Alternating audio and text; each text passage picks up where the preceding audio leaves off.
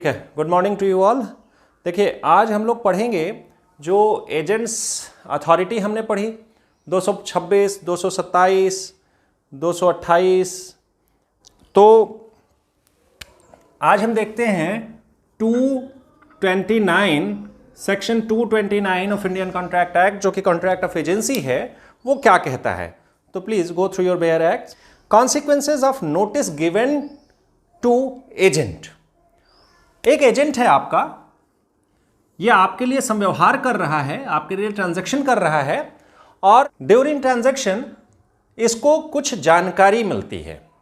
ठीक है, तो 229 में कहा गया है कि जो इसको जानकारी during your being an agent, इसको अगर ट्रांजैक्शन के दौरान जो भी आपके लिए काम कर रहा है उसके दौरान, ड्यूरिंग ट्रांजैक्शन लिखा है, ड्यूरिंग ट्रांजैक्शन अगर इसको कोई इंफॉर्मेशन मिलती है तो क्या होगा, वो इंफॉर्मेशन ऐसी मानी जाएगी मानो वो प्रिंसिपल को मिली हो, और जो भी उसके कॉन्सिक्वेंसेज होंगे उनसे प्रिंसिपल बाध्य होगा, लायबिल होगा उनको मानने के लिए। इसको कहने का सिर्फ यही मतलब है। लेकिन जो इसमें मुख्य मुद्दा है, ये ड्यूरिंग द ट्रांजैक्शन, जब वो आपके लिए कार्य कर रहा हो और उस दौरान जब वो नियोजित है, he is employed as an agent, then he receives an information, it will be treated as it is received by his principal. 229 सिर्फ इतना ही कहता है। एनी नोटिस गिवन टू और इंफॉर्मेशन ऑब्टेन्ड। 229 में दो चीजें कही गई हैं। इफ एनी नोटिस गिवन, या ध्यान दीजिएगा, इंफॉर्मेशन ऑब्टेन्ड,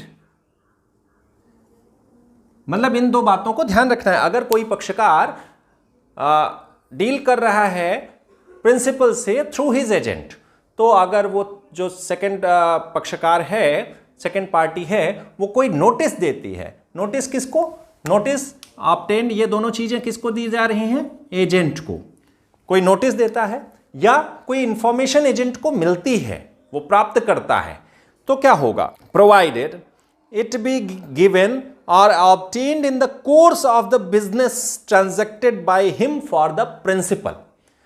ये जो दोनों चीजें कही गई हैं, ये प्रोवाइडेड हैं, मतलब ये तभी लागू होंगी जबकि ये ड्यूरिंग द ट्रांजैक्शन इसको मिली हों, जो वो प्रिंसिपल के लिए कर रहा है उस बिजनेस में।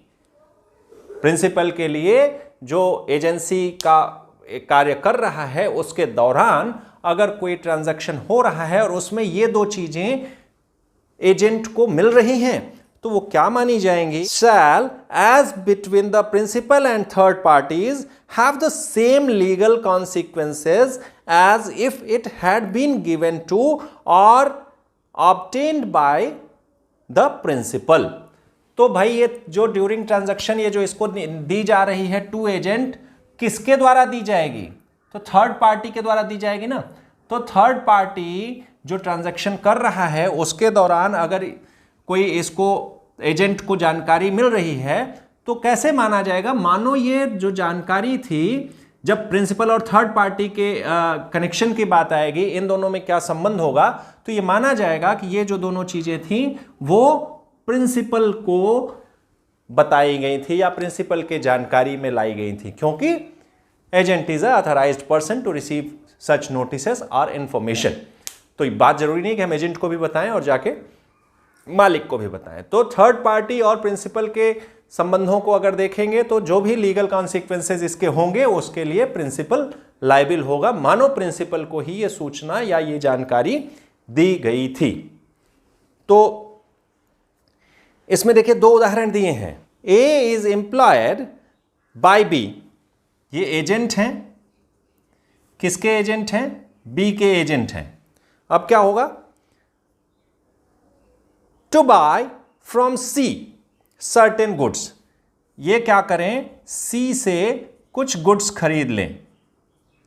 ठीक, सी से कुछ गुड्स खरीदें, बी ने ऐसा कहा। अब यहां पे देखिए क्या जानकारी आ रही है, in the course of the treaty of the sale, जब ये लोग ट्रांजैक्शन कर रहे हैं तो एजेंट को क्या नॉलेज होता है? A learns that the goods really belonged to D.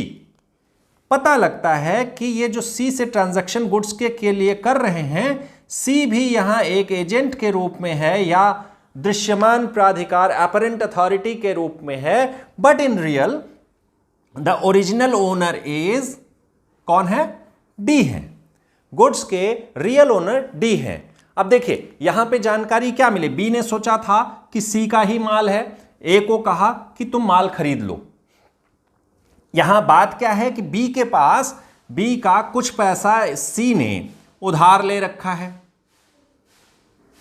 Borrowed, C has borrowed some money from B.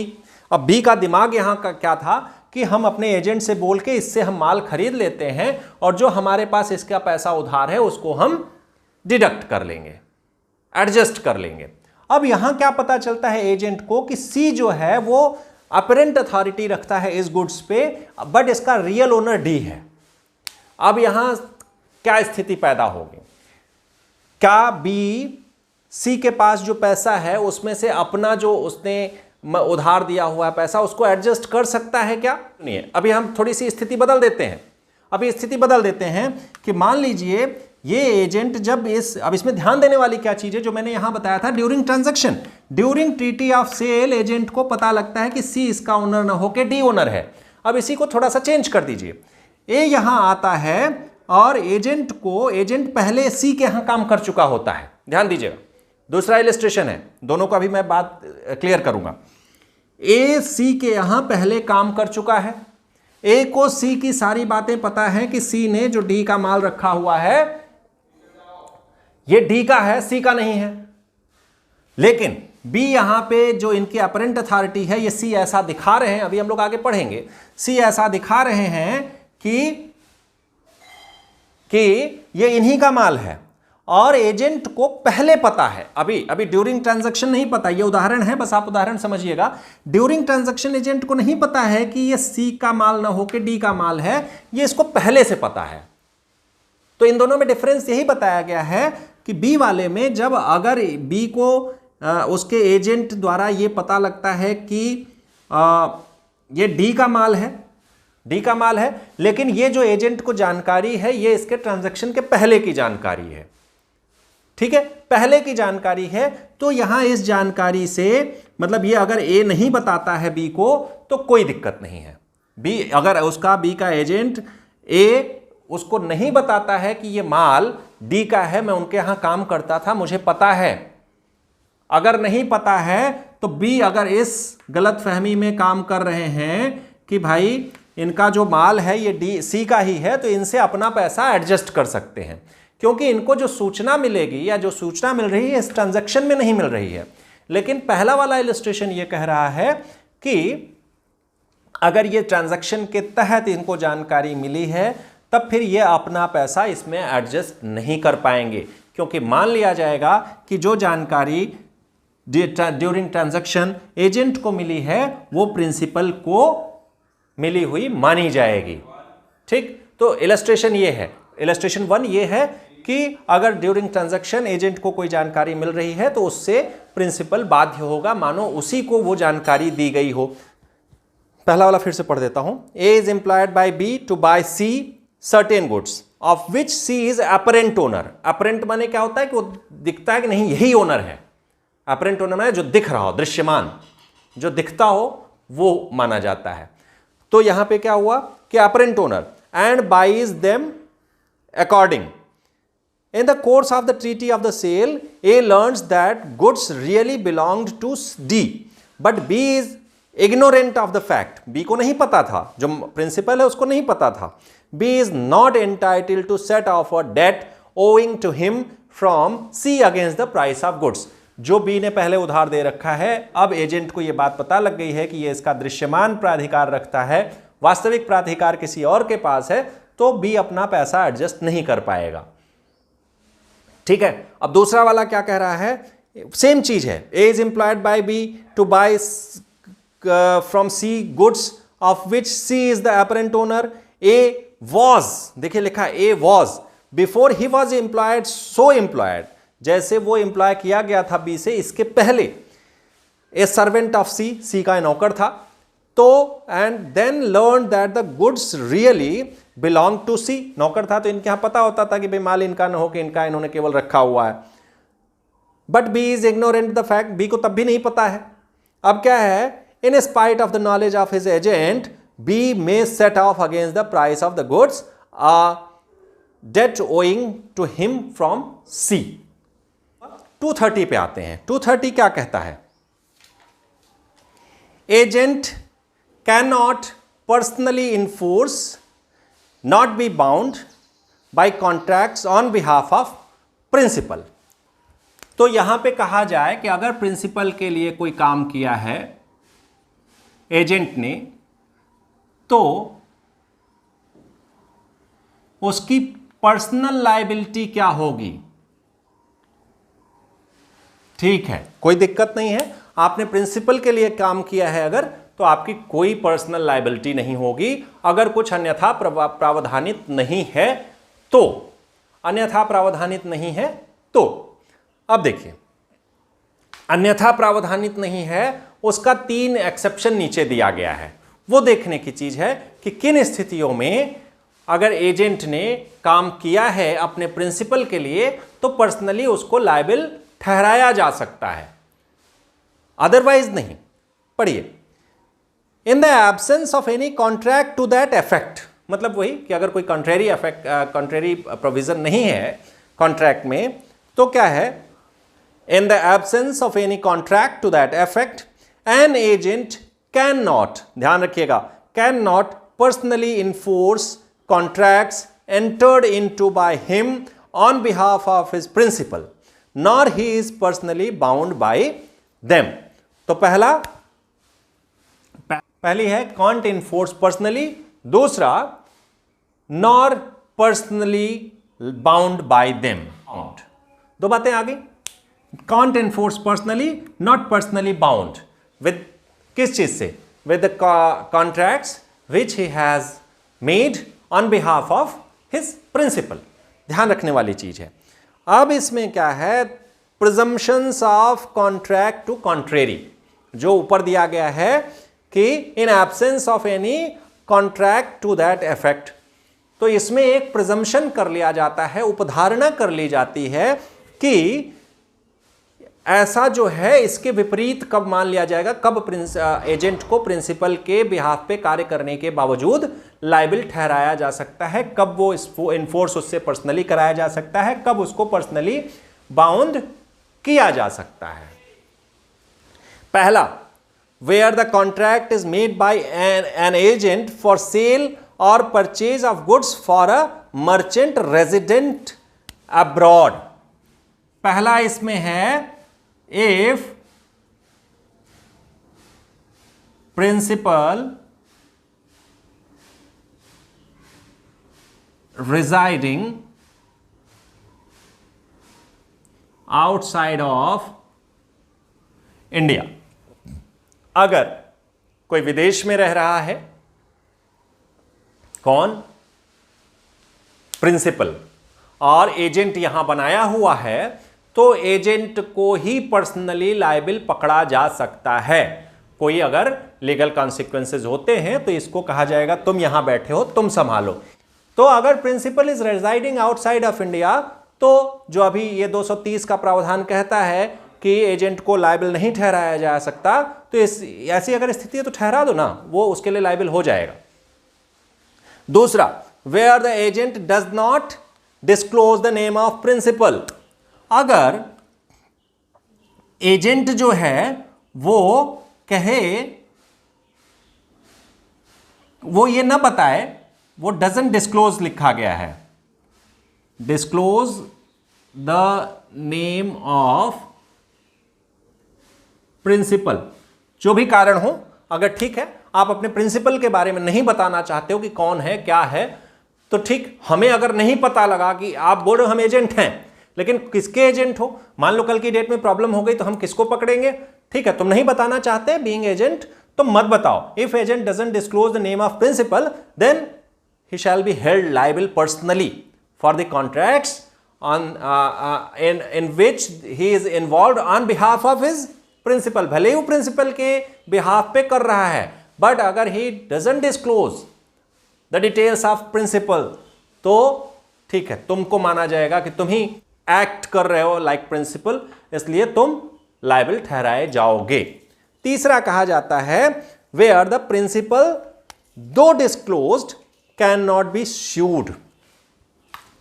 इसका साधारण शब्दों में कहें कि भाई एक व्यक्ति जिसके बारे में दूसरी बात कर रहा है कि नाम नहीं बताया जा रहा है, उसके बारे में नहीं बताया जा रहा है, मान लीजिए बता भी दिया गया और ऐसी लीगलिटी फंस गई कि आप उसको सू नहीं कर सकते, तो क्या होगा? ठीक है, उसको नहीं करेंगे, तुमने कॉन्ट्रैक्ट किया, तुम फंसोगे। तो एजेंट यहां भी पर्सनली लायबल ठहराया जाएगा और उससे वो कॉन्ट्रैक्ट पर्सनली इन्फोर्स भी कराया जाएगा, राइट।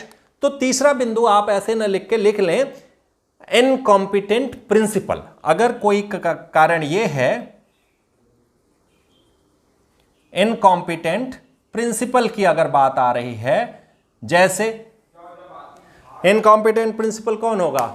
बहुत साधारण सी बात आएगी, लेकिन ऐसा होता नहीं इन जनरल। मान लीजिए अवयस्क है, प्रिंसिपल अवयस्क है, होगा नहीं, लेकिन यहां पे दे दिया गया, मान लीजिए वो अनसाउंड माइंड है, ठीक है, तो उसको आप इनकॉम्पिटेंसी में ले जाएंगे ना, इनकॉम्पिटेंसी में ले गए। लेकिन अगर एजेंट है तो ठीक है, उसकी इनकॉम्पिटेंसी के अगेंस्ट इसको हम पकड़ेंगे, इससे हम इन्फोर्स करा सकते हैं। अब 231 और 232 दोनों एक बार सब लोग पढ़ते हैं, फिर देखते हैं क्या एक ही चीज कही जा रही है कि अलग अलग कही जा रही है। पहले 231 पढ़िए। Rights of the parties contract made by agent not disclosed. अब क्या है? वही ऊपर जो अभी हम लोग बात कर रहे थे कि अगर डिस्क्लोज नहीं किया गया नाम तो क्या होगा? तो क्या होगा? संविदा का मतलब जो इसके यहां से आपका शुरू हो जाता है राइट्स ऑफ पार्टीज, आप कह सकते हैं। यहां एजेंट्स अथॉरिटी खत्म कर देते हैं, राइट्स ऑफ पार्टीज, ठीक है। तो राइट्स ऑफ पार्टीज में 231 पहले पढ़िए। यहां पे कहा गया है कि अनडिस्क्लोज्ड आपने समझ लिया, अनडिस्क्लोज्ड आपने समझा।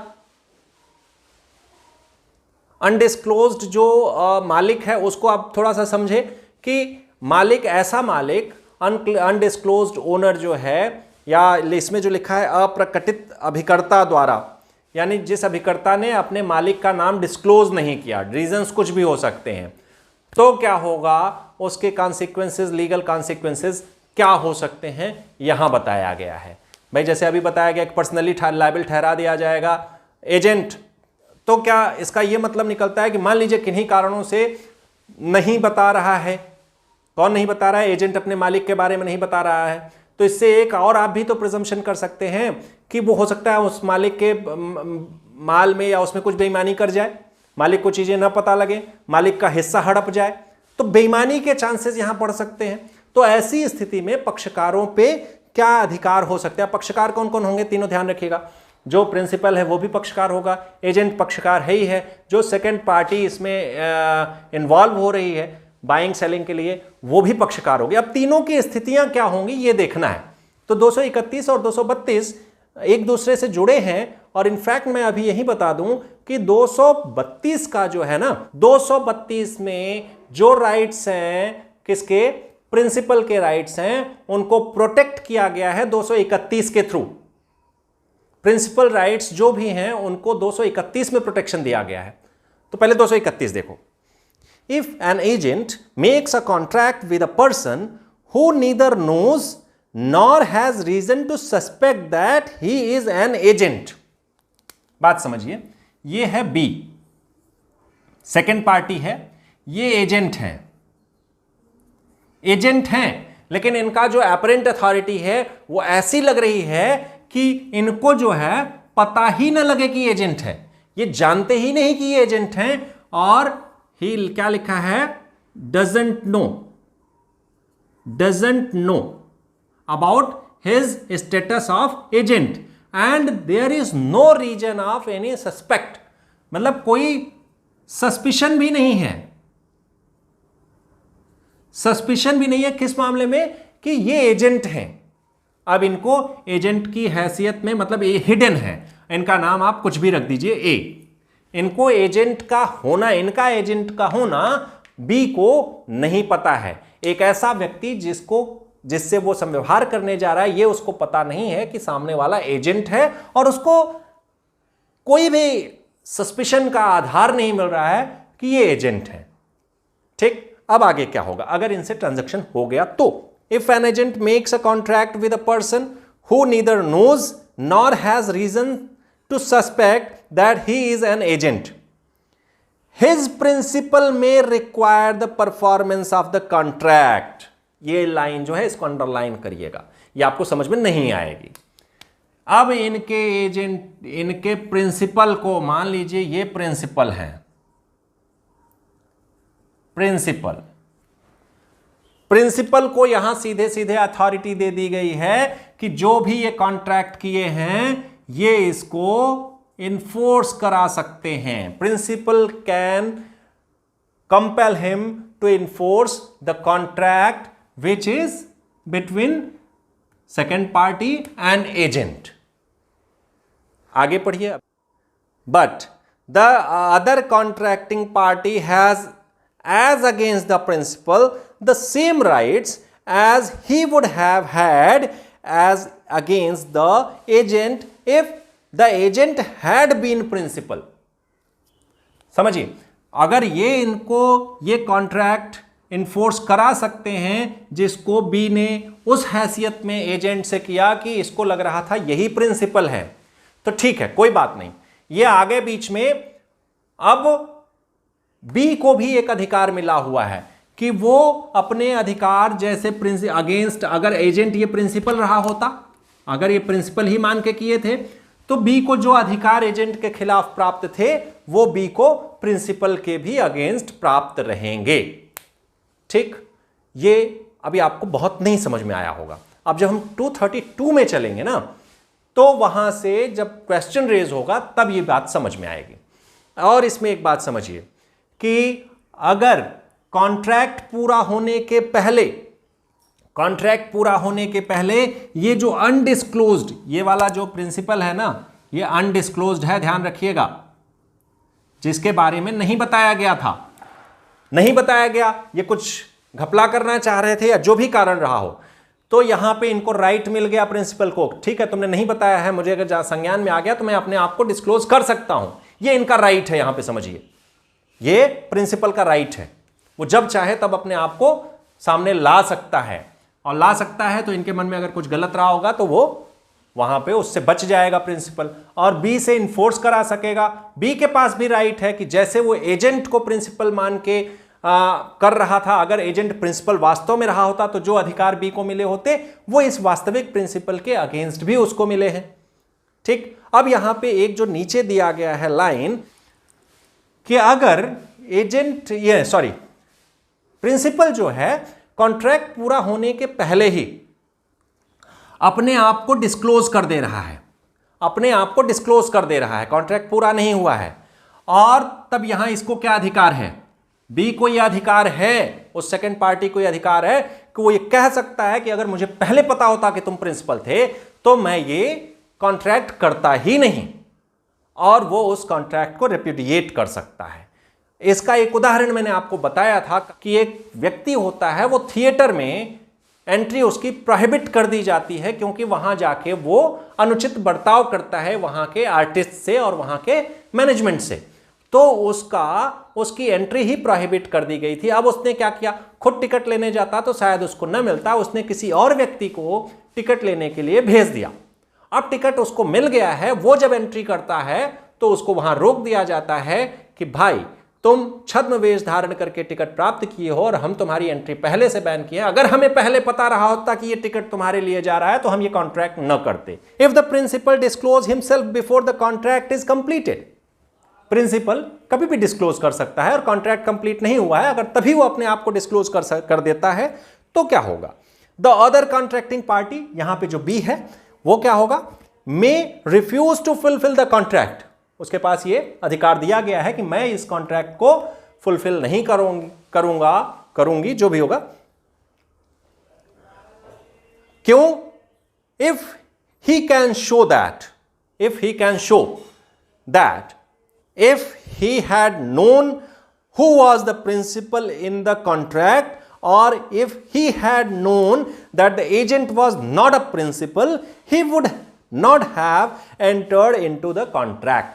अगर इसको सेकेंड पार्टी को पता होता कि ये जो एजेंट है ये वास्तव में प्रिंसिपल नहीं है और ये प्रिंसिपल जो है इसके लिए कॉन्ट्रैक्ट किया गया है, तो और ये दिखाने में दर्शित हो जाता कि हम, अगर ये व्यक्ति पता होता कि ये नहीं है या वो व्यक्ति के लिए ये काम हो रहा है जिसको हम नहीं चाहते हैं कि हम उसके साथ कॉन्ट्रैक्ट करें, तो वो उसको रेपुडिएट कर सकता है, फुलफिल करने के लिए बाध्य नहीं है। उस केस को आप ध्यान में रखिएगा, नीचे उदाहरण दिया भी गया है वही सेम, कि अगर उस आदमी को पहले से ही रोक दिया गया था, पहले से ही रोक दिया गया था, तो बाद में ये जो सेकंड पार्टी है, जो थिएटर के मालिक थे, वो ये शो करने में सक्षम थे कि भैया हमने पहले ही इसको बैन कर रखा था, इसने दूसरे के थ्रू ये कॉन्ट्रैक्ट में इन्वॉल्व हुआ है, हमें नहीं पता था कि जो टिकट ले गया वो प्रिंसिपल नहीं है, वो एजेंट था इसका और ये काम इसके लिए हुआ है। तो वो शो करने में, अगर ये चीज प्रूव करने में सक्षम हो जाता है, सफल हो जाता है, तो वो जब चाहे इस कॉन्ट्रैक्ट को फुलफिल करने से मना कर सकता है। ये है 231। इसमें यह है कि कभी भी अनडिस्क्लोज्ड प्रिंसिपल वो कभी भी सामने आ सकता है, वो उसका अधिकार है। अब 232 पढ़िए, फिर इसको हम बताते हैं। 232 में सेम लाइनें हैं, एक जगह अंतर है, उसको देखिए। Performance of a contract with agent supposed to be principal. बात वही आ गई कि यहां एजेंट ने अपने प्रिंसिपल की आइडेंटिटी डिस्क्लोज नहीं करी थी, इसी को माना जा रहा था। अब यही सेकंड में भी कहा जा रहा है कि अगर एजेंट को ही प्रिंसिपल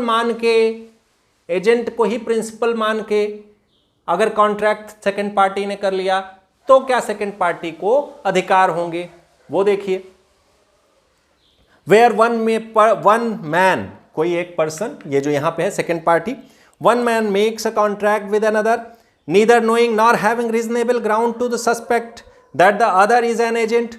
231 की सारी बातें यहां तक आ रही हैं। The principal if he requires the performance of the contract, if अगर ये प्रिंसिपल इसको इन्फोर्स कराना चाह रहा है, तो क्या होगा?